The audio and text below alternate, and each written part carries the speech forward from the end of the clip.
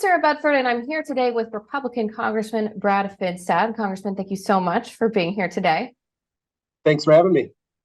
So the Farm Bill is only authorized every 5 years. It's a major piece of legislation. What, in your view, are some of the most important elements of this bill? Yeah, so thank you for that question. And first and foremost, as a real life, everyday farmer serving in Congress, this is really important for me. And I think the Farm Bill presents an opportunity for us to really, hammer home the fact that food security is national security.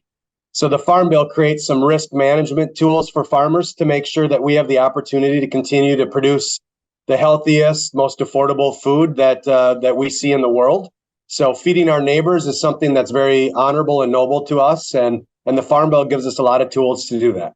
On the national security element of food security, one concern that we've heard from some lawmakers is the increase in land purchases from Chinese entities.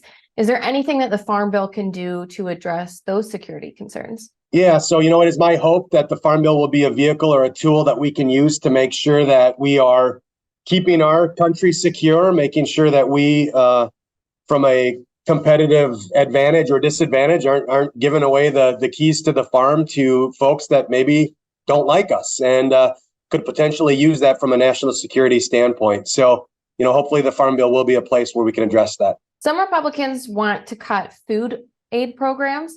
Are there any cuts or changes, for example, limiting the eligibility for SNAP benefits, that you think should be made in this year's Farm Bill to those food aid programs? What happened in the conversation in regards to the debt ceiling vote and the debt ceiling fixes that were done just a month or two ago addressed some of those concerns. So the work requirements, the age for SNAP eligibility was already addressed. So incorporating that into the Farm Bill is something that I think was already agreed upon with a very strong bipartisan vote.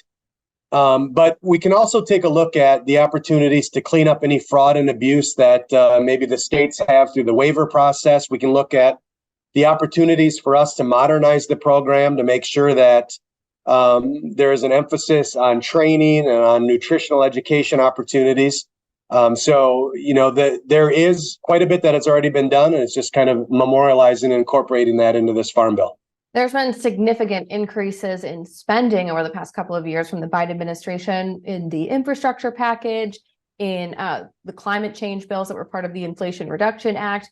Are there areas where perhaps spending could be reduced within the Farm Bill, where some of those climate change programs and where some of that infrastructure spending might sort of already cover, where there might be redundancies in ways that could help reduce the deficit? Yeah, so if you look at the overall spending with the Farm Bill, it is such a small percentage of the overall budget of this country. With the Farm Bill, one thing we have to make crystal clear, the nutrition title, the SNAP title alone is 82+% of the entire Farm Bill. Over the next 10 years, it's $1.2 trillion of spending. So we have to make sure that from a farm policy standpoint, we're not asked to carry the burden, a lot of that, when we're such a small portion of the overall budget. Now, with that being said, yes, there's always opportunities for efficiencies. There's always opportunities to redirect some of the funds that maybe we've seen not work in a real way for real farmers, and specifically around some of the climate change legislation that the Democrats have done over the last years.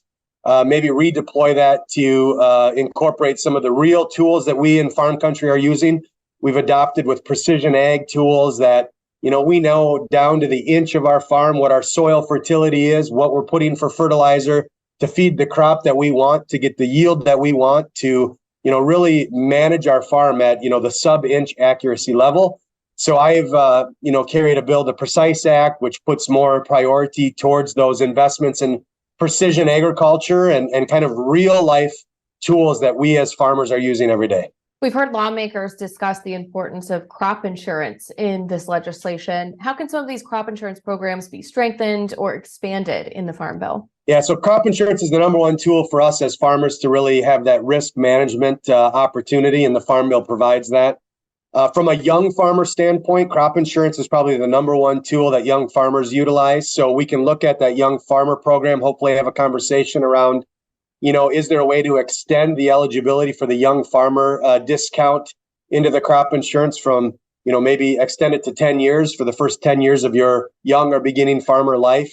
Also, the percentage of total crop protection. So maybe offering some discounts to provide more insurance coverage, again, to help that risk management piece. That is something that, I as a farmer would see very helpful to young and beginning farmers. And finally, are there any concerns about sort of the broader spending fights that we're seeing, particularly with groups of conservative hardliners who want to see more significant cuts in spending before they sign on to any of these appropriations bills outside of this? Is there a concern that some of those fights could spill over and affect the farm bill negotiations? Well, I think there is some concerns, and I would just say to anybody and everybody that, let's make sure we don't hold rural America hostage to the bigger fights that this country maybe needs to have in regards to our fiscal sanity and our future debt reduction and the opportunity for us to leave our kids a better run country than we have right now. Again, the Farm Bill is such a small portion of our overall spending. Rural America is the heart and soul of this country. Our country was built on agriculture, logging, mining, and we have to make sure that we're doing whatever we can to protect that. And again, food security is national security, so we have to make sure we get this right. Well, Congressman Finstad, thank you so much for being here today. Thank you.